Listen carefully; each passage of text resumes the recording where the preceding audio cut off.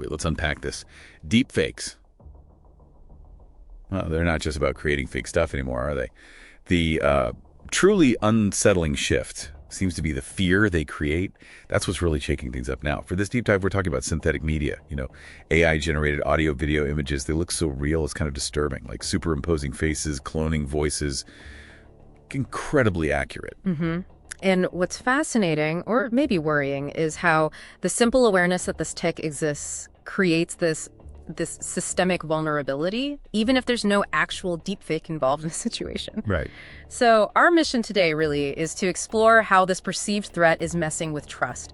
Trust in, well, pretty much all digital information, and crucially, how it amps up this dangerous thing called the liar's dividend. That's a huge shift, actually. So the threat isn't just the fake itself anymore. It's more about people thinking it could be fake. Exactly. So is this tech still like super high-end, state actors, Hollywood studios? Yeah. Or is it easier now? Oh, it's definitely getting easier. That's a key part of the problem. The tech's reached a point where the fakes are, well, genuinely hard to tell apart from the real deal, even for people who study this stuff. Wow. And what makes it so pervasive now is, the ease of use and how cheap it is. It basically puts these powerful manipulation tools in the hands of, well, almost anyone with decent internet, not just the pros or governments. Okay, so if it's that easy to make and that hard to spot, how do we deal with that? I mean, how do you navigate a world where, seeing isn't necessarily believing anymore? That really is the million-dollar question, isn't it? If our brains are sort of wired to believe what we see, how do we manage? Just knowing about deepfakes makes people skeptical. It can cause cognitive dissonance, too. That feeling when things just don't line up. Exactly. That tension when what you see clashes with what you think you know. It leads to this widespread anxiety. We're seeing surveys now showing over 60% of people are skeptical of social media because of deepfakes. 60%, wow. Yeah. And then there's this thing called the illusory truth effect. Our brains tend to go with compelling visuals, assume they're true, even if they're fake. It creates this, you could call it a crisis of epistemic security. We're losing our reliable anchors for what's real. And this truth crisis, it's not just theoretical, it hits hard in the real world. Think about courtrooms, right? How do they verify digital evidence now? Just the accusation that something might be a deepfake can weaponize doubt. It can completely shift the burden of proof. That's a critical point. We saw that happen with the President Gabon. He released a real video to prove he was okay, and it was dismissed as a deepfake, which then fueled unrest, even a coup attempt. It's shocking. It really is. And then there's the media. This constant fear just blurs the lines between truth and fiction. It chips away at public trust, contributes to this whole post-truth idea where facts feel negotiable. And that environment is exactly where the liar's dividend thrives.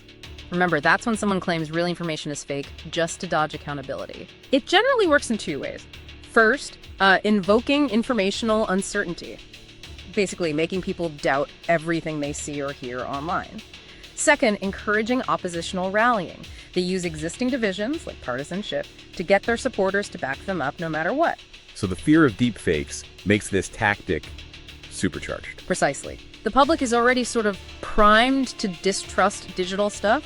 So, accusing real evidence of being fake suddenly sounds much more plausible. It gives liars an easy out. So what does this all mean for us? I mean, where does this lead? It sounds like a dangerous feedback loop. Accountability just gets eroded. It is a vicious cycle, yes. Awareness breeds fear. Fear erodes trust. Which makes the liar's dividend more potent. Which erodes trust even further. It just keeps going. Exactly. And this leads to what some call truth decay. Facts lose their power.